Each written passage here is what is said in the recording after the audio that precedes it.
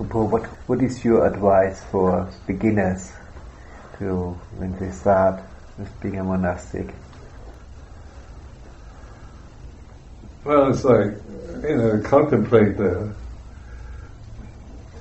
attitude for monastic life, because you're becoming a samana, which means you're giving up your rights. You actually, when you become a bhikkhu, you're a samanera also. You have to live without money and depend on alms, things like this.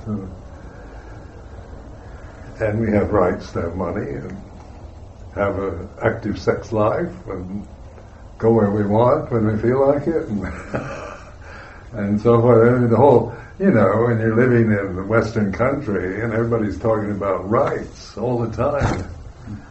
People always demanding rights, human rights and equal rights and rights. So everybody's thinking about their rights. And then the samana life is about giving up your rights and then performing your duties. So it's a total change from a worldly life where you're thinking of yourself mainly. And the culture in the West now is very much about, equality and rights and all these very high-minded ideas. And a sense of duty is never mentioned, what duty we have. And so that's why when you have to ask 3 times, the ordination procedure, you have to ask 3 times. There's a logic to that in the upasampada, so that, we're assured that you're doing this on your own and nobody's holding a gun to your head or forcing you into it. And you know what you're getting into, you study the Vinaya and things like that, so you know what is, expected in the training procedures and whatnot. Because it's going against the stream of the world. And it's very interesting what happens to your mind, because you can, understand it and even appreciate it.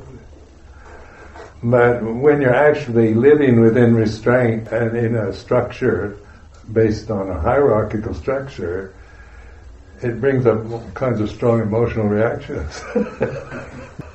So it's, it's a wonder anyone stays.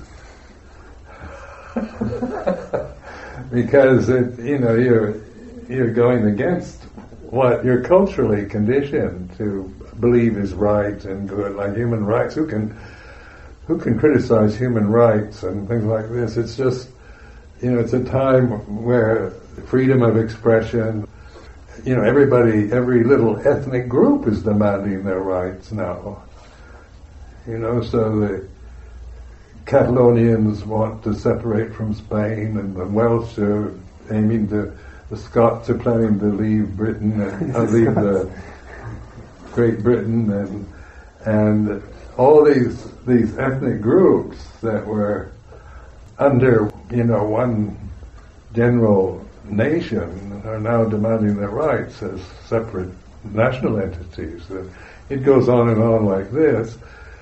I'm not criticizing it, but I'm just trying to point out how, the zeitgeist of the time is one where you really are, this ancient tradition is about anachronism in the present situation of how modern people think.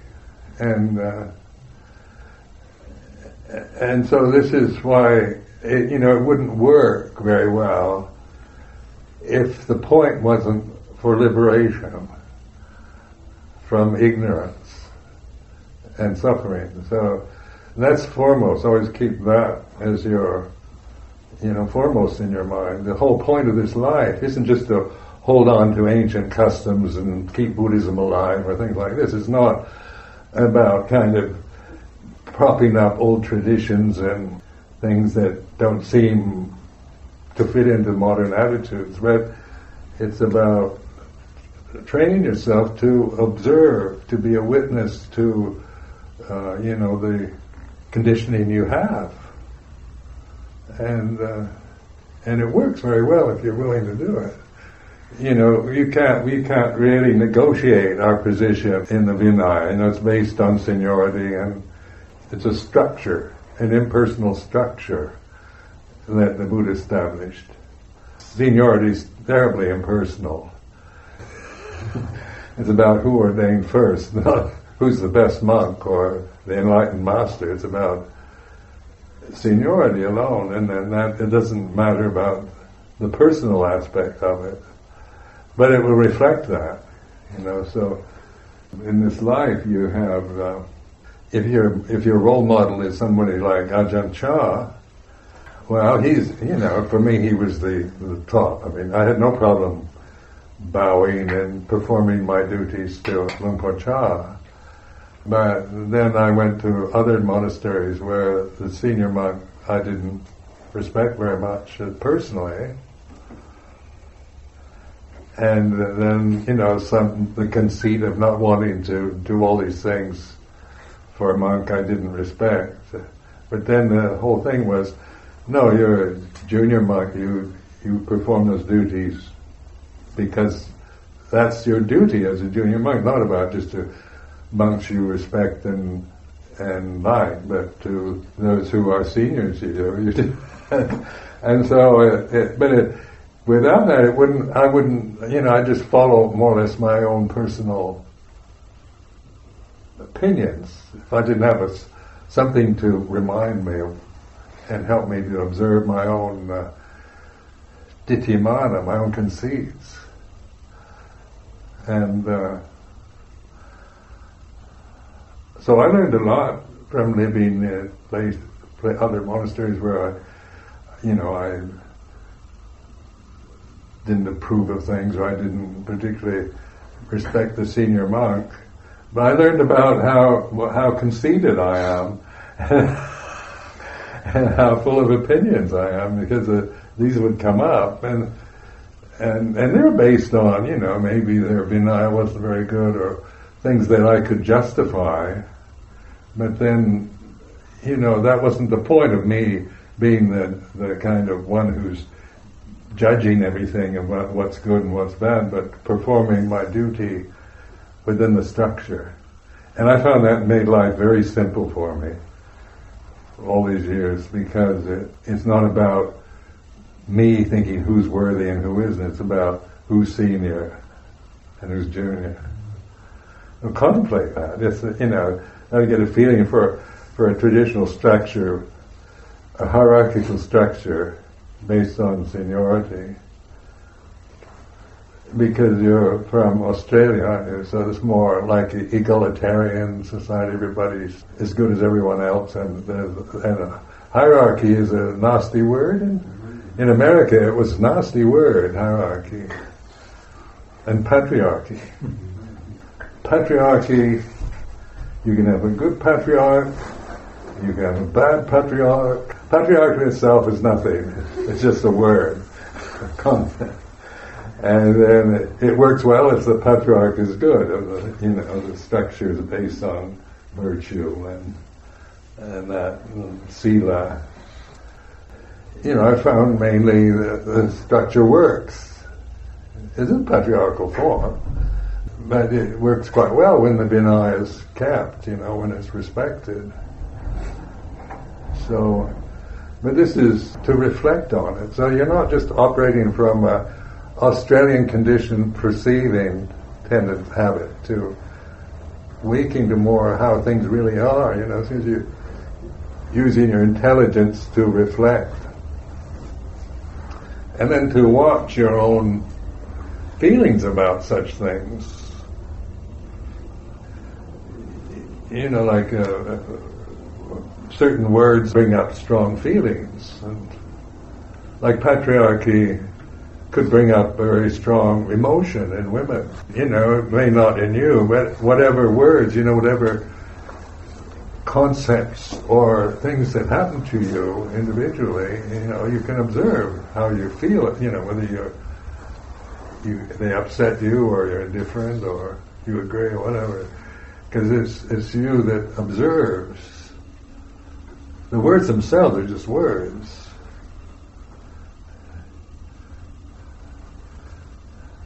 I tell this story about living in England during Mrs. Thatcher years as Prime Minister. And she was Prime Minister for about 12 years, a long time, and people hated her, at least people that came down from Bachi. And she was one of these words that would trigger off strong negative emotions. So I'd give these meditation retreats, and at time to do with the metta practice, I'd go around, make it easy at first, around 1 billion Chinese in China, easy. Everybody could do that. And then, those that are far away and you don't know, it's easy to have metta pull. And then it comes down to more intimate relations and parents and monks and nuns and so forth. And then I'd say, Mrs. Thatcher, and you just feel really free. A powerful word, because people intellectually they knew they should have metta for Mrs. Thatcher, but the word itself brought up this strong aversion to her, to that perception. And we all have those, what you call buttons you pressed, where you push this button and you kind of blow up, where somebody else might not.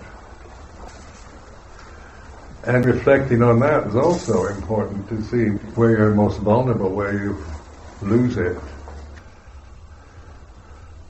Encourage you to just contemplate how to use this form. It's not a form that is based on, you can leave at any time. It's not a matter of, you have to stay, or you have a gun to your head, or that, because it's, in Thailand it's very easy to disrobe. They don't have any strong reaction against disrobing. But also it's a restraining form to not to browbeat you or to beat you down into a conforming idiot, but a structure to live in which makes our life workable, where you can reflect on your own karmic tendencies. See them in terms of Dhamma, like old conditions that arise, or all those cease, the rising ceasing of conditions, and because it's through that continuous reflection that you begin to know this in a profound way, not just an intellectual way. And then that which is aware of condition is not a condition. So you're beginning to discern. Awareness puts you in this relationship to conditions, whether they're external, like what you see, hear, smell, taste, touch, or what you're thinking, to, the mental conditioning you have, emotional conditioning. But the awareness is unconditioned. It's a door, the gate to the deathless. So put yourself in that position by mindfulness, and then your relationship to the conditioned phenomena is observing, witnessing, because we have to live in this conditioned realm till we die. So it gives you good opportunity. What do you have advice to young Teras? To young? Young Teras.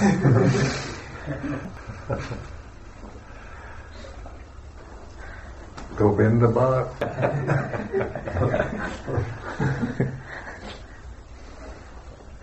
Just keep observing. Trust yourself to be aware of what even that perception of being a young Tara is. It's just another conventional thing. I remember one monk in Bhakti before he was a Tara, he said, he was always critical of Ajahns. And so the word Ajahn became almost, like, I'm not going to be an Ajahn. And so he he taught like this until he actually had 10 consonants. And then he became just like, he did all the things that he was criticizing Ajahn for. Because, we get attached to, with having a hierarchical structure, we get attached to our position in it too. It brings up that sense of, I'm an Ajahn or I'm senior to you. And those are different, that's Sakya Ditti again, holding to these views. The views are okay, but it's the grasping of them out of ignorance. So that's what, avijja is the cause of all suffering, ignorance. And then the realm we live in is a sense realm. We have to live in this state of, continuous sensitivity till we die. The human body and the senses and all this, the world around you, nature, the sun, moon and stars, everything is about conditioned phenomena. So then when you're identified with your body as who you are, then you feel helpless because you're such an insignificant condition on the planet in this vast universe. And around you is this vast kind of vortex of changing conditions, and you have, and they're affecting you whether you like it or not. They're impinging it on your consciousness. They appear, rise and cease in consciousness. So consciousness is the only way out of it. Not suicide or anything, but just beginning to recognize, awaken to this simplicity of knowing all conditions are impermanent, and not judging, not being caught in having to judge or prefer, but just be the knower, the observer of the arising, ceasing, and that goes just for subtle mental states in your mind or external conditions that you see here, etc. That's the magic, that's the wonder of it, because you can actually, within this kind of very vulnerable form, awaken to ultimate truth and discern it, know it, and take refuge in it. But when you're attached to your body, then you're in for trouble. Because that, it gets sick and gets old, and then we're living in a society where we have strong views about who's good and who isn't, and so we're very not physically vulnerable, emotionally vulnerable. The world is just like a frightened, fear-ridden place.